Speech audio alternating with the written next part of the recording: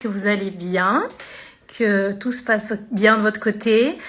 Et je voulais juste vous rappeler, donc on se retrouve ici toutes les 2 semaines sur Insta avec quelques petits thèmes. Et je vous rappelle aussi qu'on est sur YouTube. Donc n'hésitez pas à vous abonner à notre chaîne YouTube. Il suffit de cliquer dans la bio, vous trouverez le lien et comme ça vous ne raterez rien. Il y a plein de thèmes super intéressants, des tables rondes, des présentations de conseillères. Donc rejoignez-nous, vous pouvez aussi poser vos questions. Voilà. Et aujourd'hui, je suis très heureuse d'inviter et d'accueillir Alexia, que je vais inviter d'ailleurs tout de suite. Alors, voilà.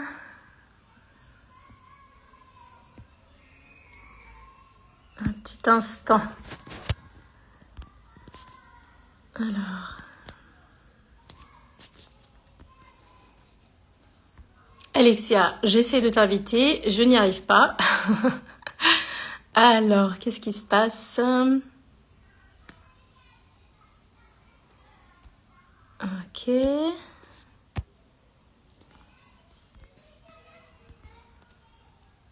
Voilà.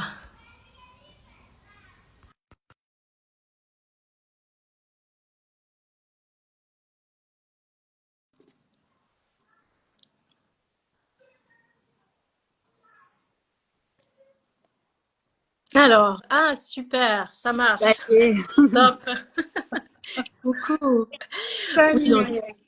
hello. Donc, effectivement, on se retrouve aujourd'hui. C'est plutôt le soir. Normalement, c'est le matin. Donc, là, comme toutes les deux, on n'était pas dispo ce matin, enfin, plutôt à midi. Et pour le coup, on s'est dit qu'on allait faire ce live ce soir. Donc, bienvenue à tous et à toutes. Et merci, Alexia, de nous rejoindre. Donc Avec aujourd'hui, on a plaisir. un thème aussi assez spécial parce que j'imagine que vous êtes plein à vous poser la question justement sur la symptothermie. Mais qu'est-ce que c'est que cette méthode? Où est-ce qu'elle est vraiment fiable? Je vais faire mes recherches sur Internet, etc. Donc bien sûr, on a plein d'informations sur notre site, mais sans doute que vous avez envie d'aller regarder encore ailleurs sur d'autres sites. Alors Alexa, qu'est-ce que tu peux nous dire par rapport à ça et surtout par rapport à des sites aussi officiels, des sources officielles? Ouais. Quel est un peu le Euh, risque quand on va sur ces sites? oui, malheureusement, alors déjà, le sujet de la fiabilité d'une méthode qu'on veut utiliser comme contraception, il est primordial parce que on a envie d'être sûr que c'est fiable. Et le problème, c'est que on va lire un petit peu tout et n'importe quoi au sujet de la fiabilité, notamment des méthodes naturelles et donc de la symptothermie par ricochet. Donc, moi, ce que je pense hyper important, c'est déjà quand on trouve une source qui va parler de fiabilité des méthodes, et notamment des méthodes naturelles, c'est est-ce qu'on précise sur cette source de quelle méthode naturelle on parle. Parce que le souci, c'est que dans méthode naturelle, on peut mettre énormément de choses. On va pouvoir y placer le retrait, la méthode Ogino, qui est donc la méthode du calendrier. On va pouvoir aussi avoir la méthode Billings, qui consiste à observer uniquement la glaire, la méthode des températures, etc. Donc on a beaucoup de choses très différentes qui peuvent rentrer dans ce terme de méthode naturelle. Donc déjà, la première chose, c'est de se dire, est-ce que ce site précise de quelle méthode naturelle il parle ou est-ce qu'il parle en général des méthodes naturelles? Parce qu'au sein de toutes ces méthodes, on va avoir des indices de fiabilité qui vont de l'ordre de 75% pour le retrait, 80% pour d'autres méthodes avec des indices uniques, jusqu'à plus de 98% pour la symptothermie. Et le problème, c'est que quand on ne fait pas de distinction, on va mettre toutes ces méthodes-là dans le même panier et donc on va dire qu'elles sont pas fiables. Ce qui est logique quelque part. Donc la première chose, c'est est-ce qu'on distingue de quelle méthode naturelle il s'agit. La deuxième chose, c'est que donc il faut aller chercher sur des sources fiables bien sûr. La référence en matière de fiabilité des méthodes de contraception, c'est l'Organisation mondiale de la santé qui édite un tableau comparatif des méthodes avec leurs indices de Pearl. Donc pour celles qui ne le savent pas, l'indice de Pearl, c'est l'indice qui va mesurer le taux d'échec d'une méthode de contraception. Et à chaque fois, on va distinguer un indice théorique et un indice pratique. L'indice théorique, ça va être quand la méthode est pratiquée de manière parfaite, en laboratoire, avec des tests, etc. Et l'indice pratique, ça va être dans la réalité, à l'utilisation quotidienne, qu'est-ce qui se passe réellement. Et cet indice va indiquer le nombre de grossesses non désirées pour 100 femmes qui utilisent la méthode pendant une année. Donc ça, c'est pour rétablir un petit peu, pour réexpliquer comment on évalue la fiabilité des méthodes. Donc l'Organisation mondiale de la santé édite ce tableau comparatif des méthodes. Ce qu'il faut savoir, c'est que le tableau, jusqu'à... je relis mes notes parce que je suis allée revérifier tout à l'heure, parce que c'est des choses qui évoluent assez souvent. Mais donc jusqu'à septembre 2023, ce qui est assez récent, quand même, ça fait moins de 2 ans. Jusqu'à septembre 2023, l'Organisation mondiale de la santé avait une ligne pour les méthodes naturelles et donc avec un indice de Pearl qui était une fourchette. Donc c'était entre du coup 20... Très général, quoi. Ouais, c'était très large. Depuis septembre 2023, ce tableau est à jour et les méthodes symptothermiques sont bien distinguées des autres méthodes naturelles. Et donc là, on voit bien apparaître son taux d'efficacité qui est très élevé. Donc comme je l'ai dit tout à l'heure, plus de 98% en efficacité pratique, donc à l'usage réel. Je rajouterais juste quand même que ça vaut pour les personnes qui ont été accompagnées, parce que c'est clair que oui, sans accompagnement, on ne sait pas trop ce qui se passe. Ouais, c'est bien de le redire. C'est vrai que je ne l'ai pas mentionné, mais c'est pour les femmes qui ont été formées à la méthode et donc qui l'appliquent correctement, bien sûr. La difficulté, c'est que le tableau de l'OMS, pour le trouver, c'est un peu complexe. C'est un tableau qui est en anglais, qui est sur une fiche en PDF, donc il faut la télécharger, etc. C'est pas vraiment facilement accessible comme information. Et quand on va chercher des informations sur la santé, il y a différentes sources qui sont des organismes qui sont reconnus, qui sont fiables, qui sont la Haute Autorité de Santé notamment, qui sont l'INSERM, qui sont le site de l'assurance maladie pour la France, donc Amélie, le site du planning familial. On va aller chercher sur ces sources-là quand on a envie d'avoir de l'info fiable. Et bien ces sites, ils ne sont pas à jour. Et donc ça, c'est hyper décevant. Pour citer un petit peu des dates, la Haute Autorité de Santé, le site n'a pas été mis à jour depuis juillet 2014 en ce qui concerne les efficacités des contraceptions. Donc ça fait plus de 10 ans qu'ils n'ont pas mis à jour ces données-là. Et c'est pourtant quand même un sujet qui est loin d'être léger. L'INSERM a remis à jour en janvier 2023, donc juste avant la mise à jour du site de l'OMS.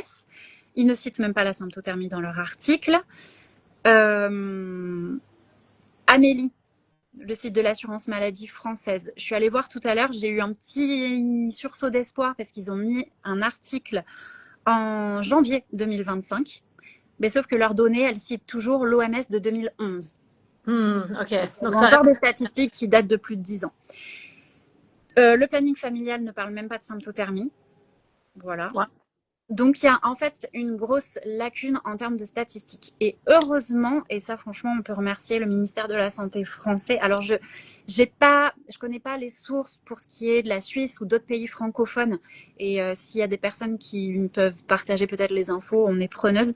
J'ai pas été poussée plus loin que ça. Mais en tout cas, pour ce qui concerne la France, on a un site qui s'appelait à l'époque Choisir sa contraception et qui maintenant s'appelle Question Sexualité, qui est édité par le ministère de la Santé français et qui a repris le tableau de l'OMS en français et de manière super bien présentée avec des espèces de petits graphiques pour montrer les taux d'efficacité.